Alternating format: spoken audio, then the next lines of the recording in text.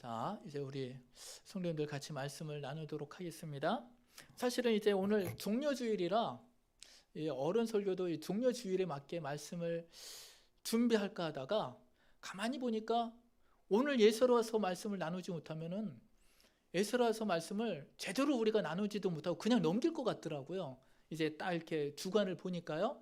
그래서 안 되겠다 해가지고 종려주일 설교는 어린이 설교로 대체를 하고 오늘은 우리가 이제 한 주간 동안 같이 나눴던 에스라서 말씀을 같이 이제 나누려고 합니다. 그런데 오늘 우리가 읽은 이 에스라서 말씀을 나누기 전에 먼저 이스라엘 역사를 먼저 우리들이 한번 살펴봤으면 좋겠다라는 생각이 듭니다. 왜냐하면은 사실 우리 성도님들이 구약의 이스라엘 역사에 대해서 이제 이야기를 자꾸 여기를 쳐다봐가지고 자, 구약의 이스라엘 역사하면은 우리 성도님들이 창세기서부터 아마 다윗 시대까지는 그래도 어느 정도 알고 있어요. 그렇죠?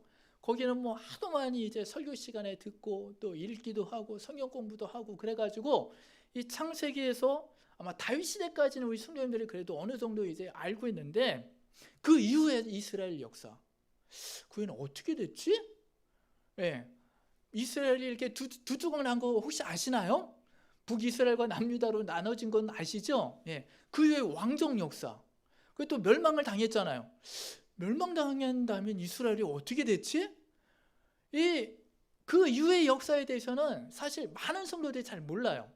모르다 보니까 그 시대를 배경으로 말씀을 증거하다 보면은 배경 설명하다가 시간 다 보내는 경우가 많이 있다. 제가 개인적으로 이렇게 많이 느껴가지고 오늘 그 이스라엘 그 이후에 이스라엘 역사에 대해서 먼저 말씀을 나누려고 합니다. 한번 보여주실래요?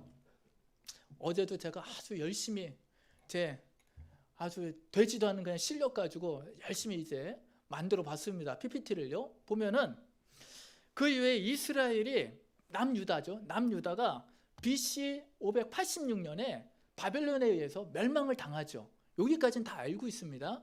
멸망을 당했습니다. 그런데 바벨론이 그렇게 남유다를 멸망시킬 때만 해도 바벨론이 좀 오래 갈 줄 알았어요. 이 바벨론 제국이. 그런데 그 후에 얼마 못 가서 BC 539년에 바벨론이 멸망을 당합니다. 바사 제국. 고레스에 의해 가지고 고레스의 공격을 받아 가지고 갑작스럽게 바벨론이 멸망을 당합니다.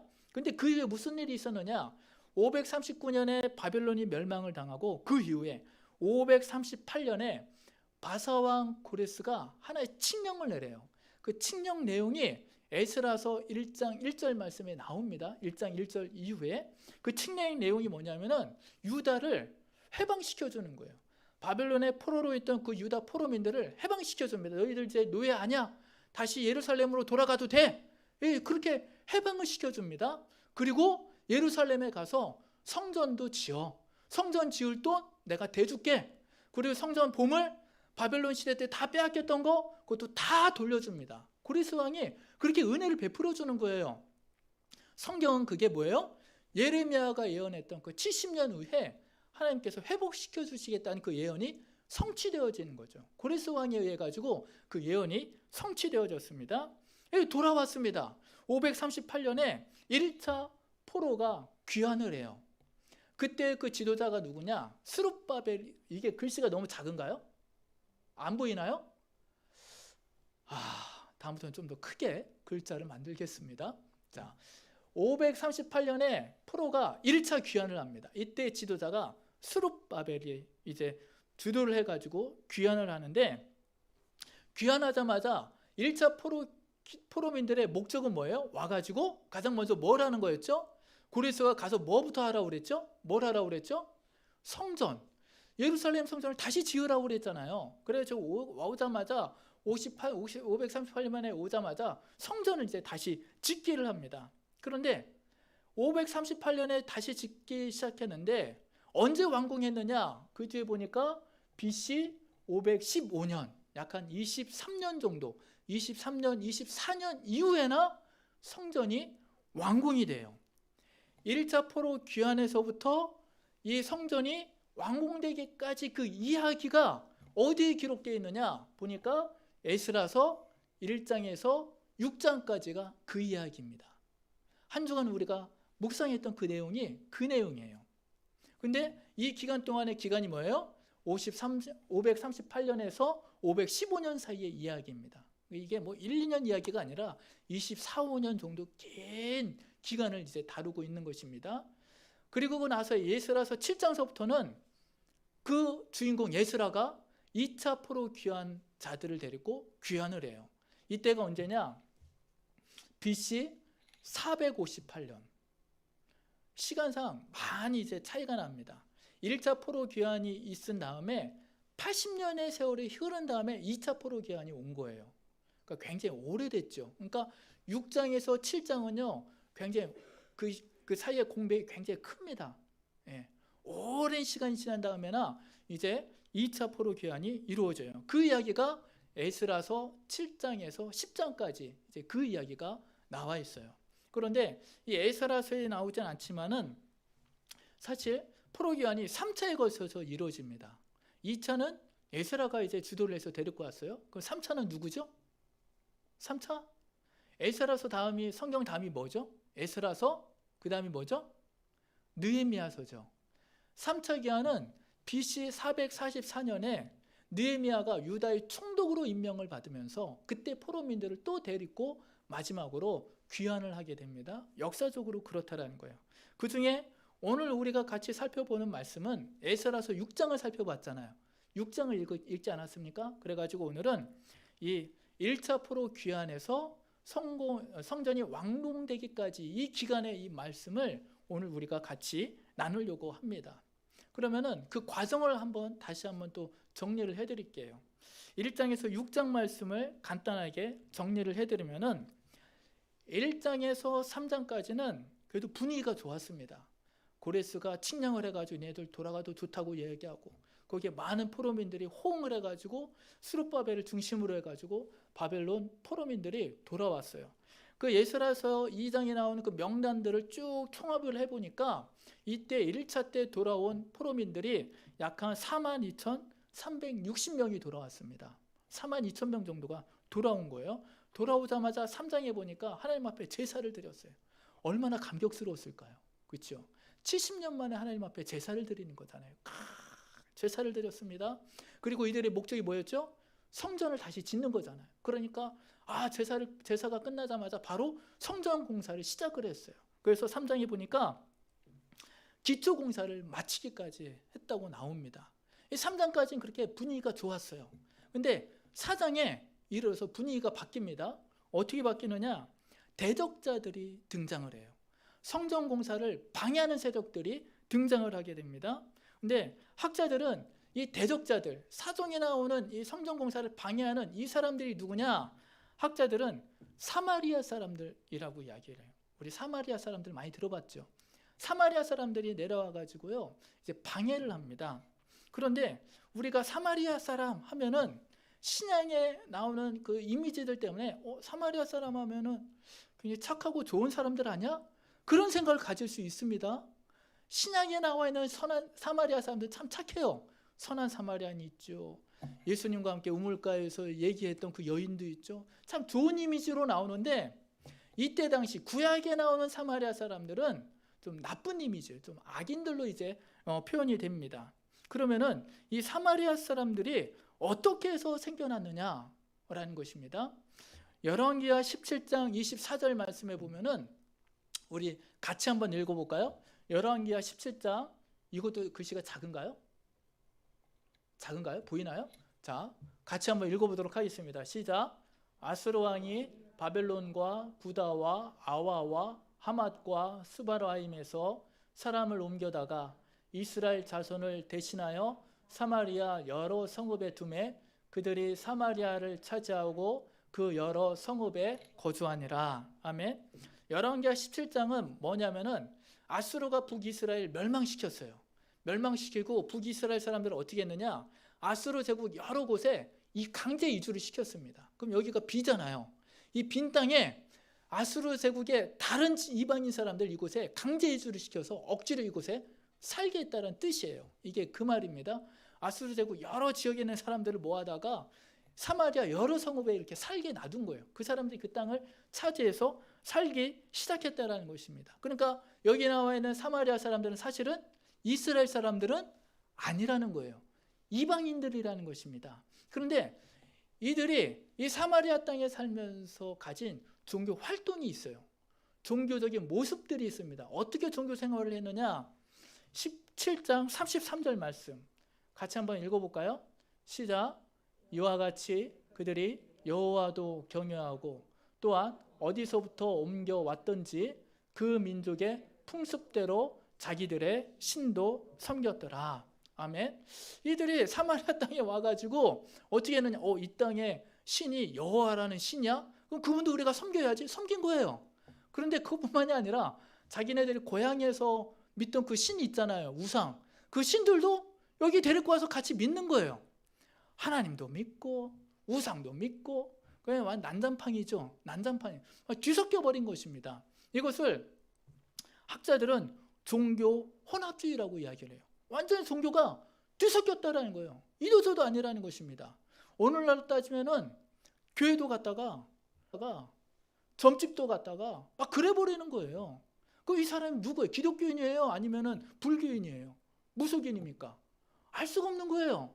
뒤죽박죽 그냥 신앙생활을 하고 있다라는 거예요. 이게 사마리아 사람들이 이때 당시에 신앙의 모습이었다라는 것입니다.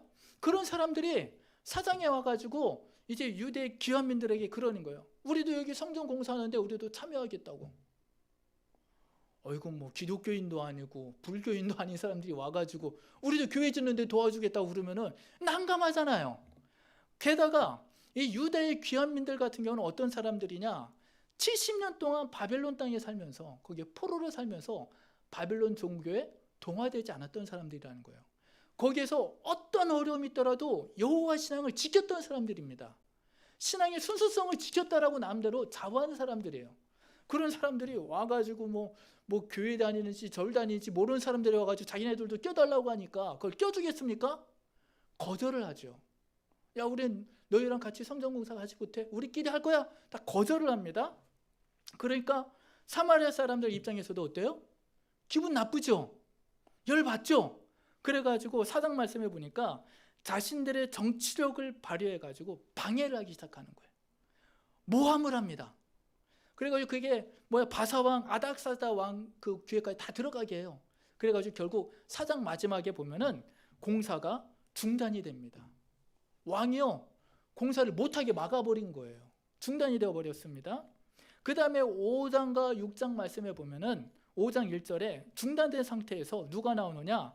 학개와 스가랴 선지자가 등장을 해요. 야, 너희들 성전 안 짓고 뭐해? 해가지고 등장을 해가지고 그때 당시 스룹바벨, 예수와 같은 유대 지도자들을 이제 권면을 하고 독촉을 해가지고요 다시 공사가 시작이 돼요. 그래가지고 아까 말씀드렸듯이 515년에 그 성전이 완공된다는 이야기가 1장에서 6장까지의 이야기입니다. 그런데 제가 이렇게 서론을 길게 말씀드린 이유가 뭐냐면은 오늘 우리가 같이 나누고자 하는 부분이 뭐냐면은 성전 공사가 중단되었을 때, 중단된 때가 있다고 그랬잖아요. 4장에서 5장 사이. 성전이 중단되었을 때 유대인들을, 그 유다 귀환민들은 어떻게 생활을 했을까라는 거예요. 어떻게 생활을 했을까? 다른 말로 성전이 없는 유대인들의 생활의 모습은 어땠을까라는 것입니다. 이걸 오늘날로 이렇게 바꿔서 말하면은 교회가 없는 기독교인들의 모습은 어땠을까라는 것입니다. 우리 성도님들 교회가 없다고 생각해 보십시오. 신앙생활을 어떻게 할 수 있을 것 같아요? 우리 집에서 예배드리는 성도님들도 교회가 없다고 생각을 해보십시오. 이때가 없어졌어요. 갑자기 없어졌습니다. 예배드릴 곳이 없어진 거예요. 그때서부터 우리는 신앙생활을 어떻게 해야 될까요? 그 부분에 대해서 우리가 오늘 같이 말씀을 나누려고 합니다. 그런데 예수라서 말씀을 보면은 그 성전 공사가 중단되었을 때 그 시기에 유대인들의 생활이 사실은 자세하게 나와 있지 않습니다. 대신 아까 선지자 중에 누가 있었다고 그랬죠? 학개와 스가랴. 그래서 학개서와 스가랴서를 보면은 그때 당시 유대인들이 어떻게 생활했는지 유대 지역에서 그 모습이 이제 나와 있습니다. 대표적으로 학개서 1장 4절과 9절 말씀인데요.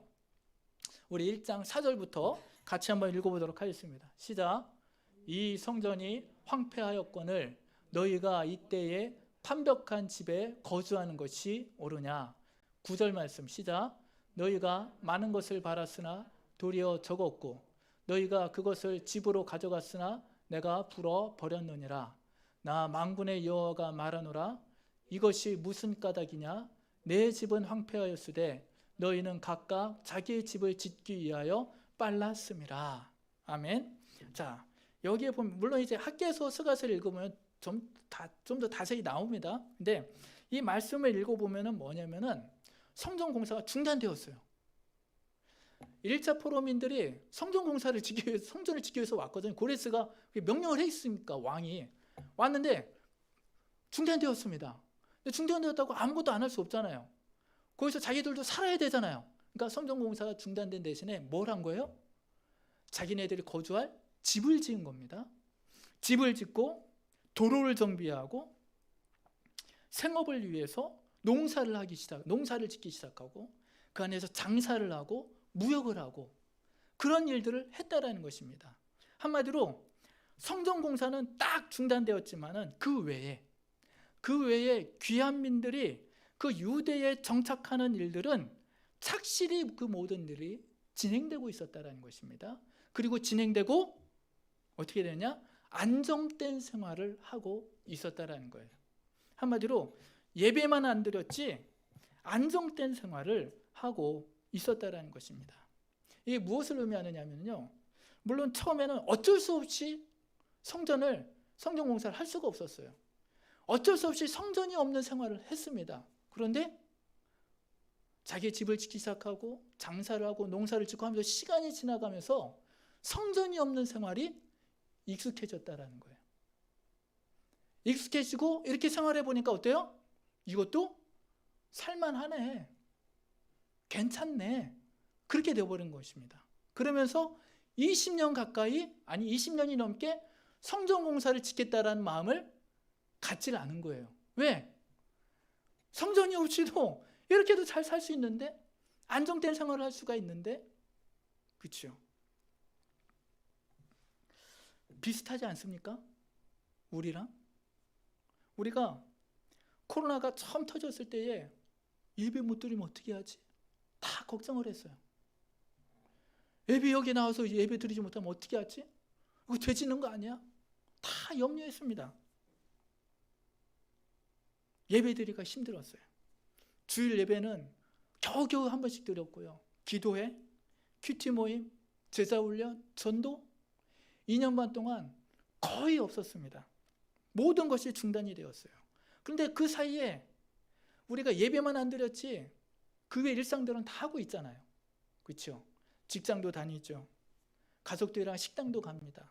다른 모임도 갔습니다. 가끔 또 놀러도 가요. 그 전에 하던 그 모든 것들은 지금 다 하고 있는 거예요. 다만 예배만, 신앙생활만 우리가 지금 제대로 못하고 있을 뿐이라는 것입니다. 그런데 이게 처음에는 어쩔 수 없이 그렇게 시작을 했는데 2년 정도 딱 지나다 보니까 어때요? 이것도 괜찮네 라는 마음이 드는 거예요. 뭐 이것도 해볼만 하네. 그런 생각이 드는 것입니다. 문제는 뭐냐? 그 사이 성전 공사는 완전히 방치가 되어버렸어요. 아까 연도를 계산해 보니까 20년이 넘게, 그거 1년도 안 돼가지고 2, 3년이면 지을 수 있는 그 성전을 20년이 넘게 방치해두고 있었다라는 것입니다. 혹시 성도님들 길거리 지나가다가 빌딩이 골조 공사만 하고 공사가 중단되고 뭐 차압이 붙던가 압류가 붙던가 해가지고 골조만 올라가고 공사가 중단된 채 방치된 건물 혹시 본 적이 있습니까?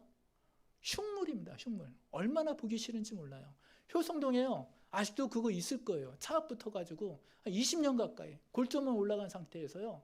그 주변은 얼마나 지저분하고요. 얼마나 보기 싫은지 모릅니다.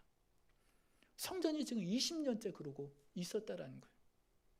그러면 그때 당시 이스라엘은 성전 공사가 중단된 상태로 있음에도 불구하고 그 성전을 방치한 이유가 뭘까? 라는 것이죠. 아까도 말씀드렸지만은 처음엔 대적들의 방해가 있었습니다. 그래서 왕이 공식적으로 성전을 짓지 말라고 이야기를 했어요. 그런데 그런 대적들의 방해가 있었던 것도 있지만은 그보다는 성전이 방치된 대로 살아도 쭉 살아와 보니까 괜찮더라는 거예요. 굳이 그렇게 그전처럼 찾아다니면서 예배 드리지 않아도 괜찮더라는 것입니다. 우리가 예수라서를 1장에서 6장까지 쭉 읽어보니까 우리 성도님들은 어떻습니까? 성전 공사가 방치되다 보니까 그 안에서 이스라엘 사람들이요, 제사도 제대로 드리지 않았어요. 제사도 제대로 드리지 않았던 것을 우리가 볼 수가 있습니다. 그런데요, 그렇게 살아도 괜찮다라는 거예요. 살만하다라는 것입니다. 한번 생각해 보십시오. 만약에 성전 공사가 중단됨으로 말미암아 내 삶이 어려워졌어요. 내 삶이 더 형편없어졌습니다. 그럼 유다민들이요, 성전 공사를 어떻게 했을까요? 길을 쓰고 다시 시작했을 것입니다. 근데 20년이 넘게 하지 않았어요. 그 이유는 뭡니까? 안 해도 괜찮더라는 거예요. 사는데 아무 문제가 없다라는 것을 유다민들도 경험했다라는 것입니다. 사랑하는 성도 여러분, 코로나 기간 예배를 우리가 많이 못 드렸습니다. 기도회도 많이 못 가졌어요. 전도, 큐티 모임은 아예 하지 못했습니다. 그런데 2년 동안 그렇게 신앙생활을 해오시고 보니까 어떻습니까? 괜찮잖아요. 그렇죠? 이렇게 생활해도 해볼만 하지 않습니까? 즉, 이때 당시 포로 귀환민들은 어느새 예배 없는 삶에 익숙해져 버린 거예요. 성전이 없는 삶이 익숙해져 버렸습니다. 그 전에 이스라엘은 성전 중심의 생활을 했는데 성전이 없어도 살만하더라는 거예요. 그런 생활에 편리함을 누리게 되었다라는 거예요. 사실 성전 예배 한번 드리려고 하면요, 성전 제사 드리려고 하면 얼마나 번거롭고 그 과정이 복잡합니까? 그거 없어도 살만해요. 내 생활이 더 편해진 겁니다. 신앙생활에 편리함을 누리게 되었다라는 것이에요. 그래서 오늘 우리 성도님들과 같이 나누고자 하는 부분은 뭐냐? 첫 번째로는 우리가 이제는 코로나 시국 2년 반을 넘어오면서 이제 곧 있으면 코로나를 이제 끝나게 되는데 이때쯤에 이 즈음에 우리가 우리 신앙생활에 편리함을 경계하자라는 거예요. 조심하자라는 것입니다. 즉 신앙생활을 쉽게 하고자 하는 그 마음을 우리가 경계하자라는 것입니다. 특히 코로나를 거치면서 우리는 전에 알지 못했던 신앙생활의 편리함을 알게 됐어요. 그 전에 우리가 언제 영상 예배를 드린 적이 있습니까? 한 번도 없잖아요. 그렇죠? 근데 영상 예배를 드려보니까 어떻습니까? 편해요. 쉽습니다. 할만합니다. 이렇게 예배 드리는 방법도 있었네. 우리는 새로운 걸 알게 됐습니다. 그렇죠? 지난주에 우리가, 물론 제가 원죄입니다. 제가 죄를 지었죠. 제 잘못으로 우리 교회가 영상으로만 예배를 드려봤어요. 영상으로만. 그전에도 몇 번 있었지만 그전에는 진짜 우리 성도님들 사모하는 마음이 있었습니다. 예배를. 그전에는. 근데 지난주에 처음으로 이제 아무도 못 나오게 하고 저하고 사모하고 효원이 셋만 나와가지고 여기서 영상 예배만 드렸어요. 예배를 드리고 나서 주중에 권사님을 만났습니다. 어떤 권사님이신지 다 아실 거예요. 만났습니다. 우리 김종래 권사님을 만났어요. 만나가지고 예배 이야기를 하다가 권사님이 딱 그러는 거예요. 내가 처음으로 핸드폰으로 예배를 드려봤다고 지난주에 그러는 거예요. 해가지고 처음으로 예배를 드려봤는데 이것도 드릴만 하더라고. 이것도 괜찮다고 저한테 그러는 겁니다. 왜요? 쉽고 편하잖아요. 이 성전까지 나오려면 옷 입어야죠, 치장해야 되죠, 여기까지 나와야 되죠. 얼마나 거추장스럽습니까? 그 과정이 얼마나 번거롭습니까? 근데 그냥 집에서 핸드폰으로 예배 드리면은요, 그런 거 다 필요 없어요. 쉽고 편하지 않습니까? 그리고 이것도 뭐 화면도 괜찮고 소리도 잘 들리고 예배 드리는 것 같고 괜찮다라는 것이죠. 예. 그러나 우리가 알아야 될 거예요. 그럼 편리함에 익숙해지잖아요. 익숙해지다 보면은 우리도 알지 못하는 사이에 믿음의 문제가 생긴다는 거예요. 믿음의 문제가. 즉 믿음의 능력도 믿음의 권능도 우리에게서 사라질 수밖에 없다는 것입니다. 사도 바울의 표현을 빌리면은 믿음의 모양은 있을 수 있겠으나 그 안에 능력이 사라져 버린다는 것입니다. 우리가 이스라엘 역사를 보면은요, 늘 하나님은 이스라엘 향해서 우상 숭배를 경고하셨습니다. 그래서 십계명 중에 제1계명이 뭡니까? 나 외에 다른 신을 섬기지 말라는 거 아닙니까? 하나님께서는 이걸 이스라엘 백성들에게 늘 항상 경고하셨습니다. 그런데요, 우리가 이스라엘 역사를 보면은 이스라엘 역사에서 우상 숭배를 하지 않았던 시대가 한 시대도 없었던 것을 우리가 보게 됩니다. 나중에 유다가 우상 숭배 때문에 멸망을 당하지 않았습니까? 그렇죠? 그러면은 한번 생각해 보십시오. 아니, 하나님께서 그렇게 우상 숭배를 하지 말라고 그랬는데 왜 이스라엘은 끝까지 우상 숭배를 했느냐라는 것입니다. 엘리야, 이사야, 예레미야 같은 위대한 선지자들이 그렇게 우상을 없애려고 했는데 왜 이스라엘 안에서 마지막까지 우상 숭배가 없어지지 않았냐라는 것이죠. 그 이유를 김진삼 박사님의 책에 보니까 이렇게 설명을 해놨더라고요. 제가 읽어드리도록 하겠습니다. 가장 큰 문제는 가나안 사람들이 신들을 섬기는 편리한 방식이 이스라엘에 영향을 끼쳤다는 점입니다. 편리한 방식이. 가나안 부족들은 여전히 자신들의 독특한 신앙 방식을 유지하고 있었다. 바로 편리함이었다. 그들은 손에 쥘 만한 크기의 신상들, 즉 드라빔을 가지고 있었다. 굳이 하나님 앞에 나갈 필요가 없는 거예요. 자기 손에 드라빔이 있으니까. 그렇죠? 그 뒤에 또 무슨 이야기를 하느냐? 왕들은 성전 외의 산당들에서 우상 숭배가 공공연히 자행되는 것을 방치했다. 왜요? 백성들이 그걸 원하니까. 하다 못해 왕들도 그래 방치해둬 버린 것입니다. 그러면 왜 이스라엘 백성들은 그렇게 우상 숭배하는 것을 그렇게 원했느냐? 뭐 다산 풍요의 신이기 때문에 아니에요. 편하기 때문에 그래. 편하기 때문에. 하나님 앞에 예배를 드리기 위해서는요, 예루살렘 성전까지 올라가야 됩니다. 예루살렘 성전까지 올라가는데 일주일에서 한 달 이상이 걸립니다. 그 사이에 강도의 위험이 있죠, 질병의 위험이 있죠, 맹수의 위험이 있죠. 그 모든 것을 다 감수하고 하나님의 성전까지 올라가야 됩니다. 얼마나 힘듭니까? 번거롭습니까? 어렵습니까? 근데 우상 숭배는 어떻게 합니까? 자기 집 뒷산에 산당에 가서 그냥 예배 드리면 되는 거예요. 예루살렘까지 올라갈 필요가 없습니다. 마을 어귀에는 그 큰 나무 밑에 상단에 나가가지고 그냥 예배 한번 드리면 되는 겁니다. 얼마나 쉽고 편리합니까? 그렇죠? 하나님을 믿는 것보다 우상을 섬기는 게 훨씬 편해요. 훨씬 쉽습니다.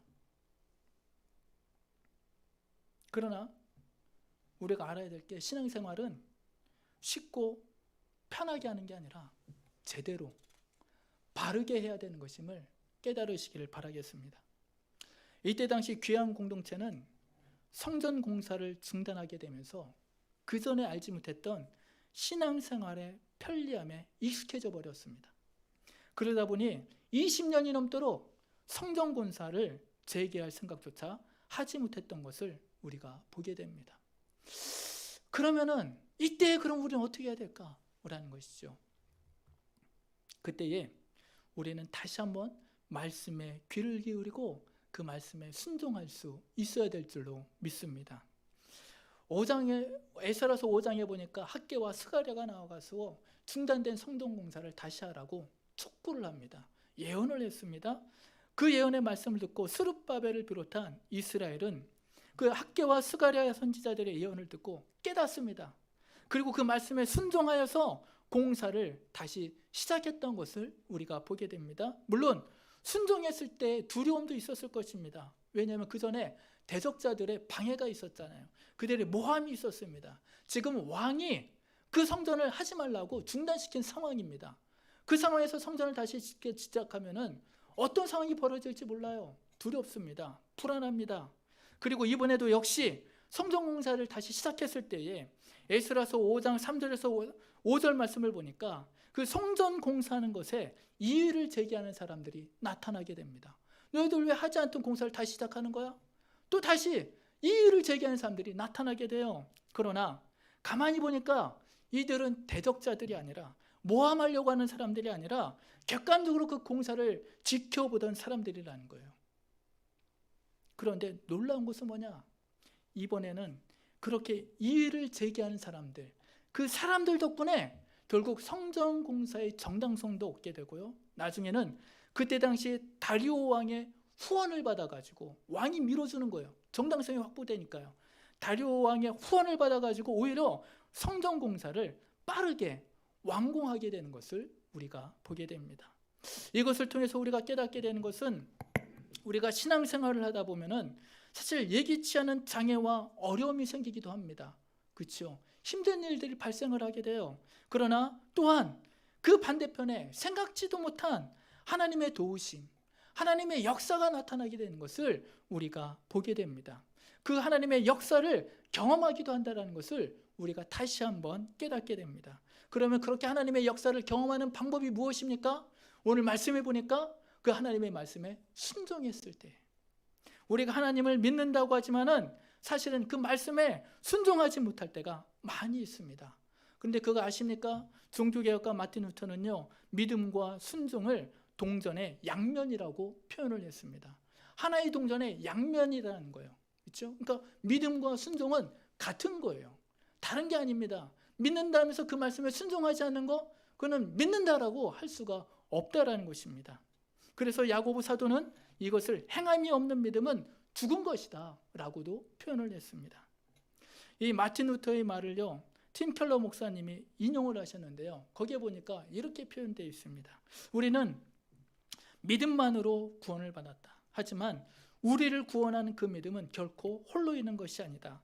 그 믿음은 위대하고 기쁘고 의심치 않는 순종을 필히 동반한다. 즉 믿음의 실천적인 부분이 뭐냐? 순종이라는 거예요.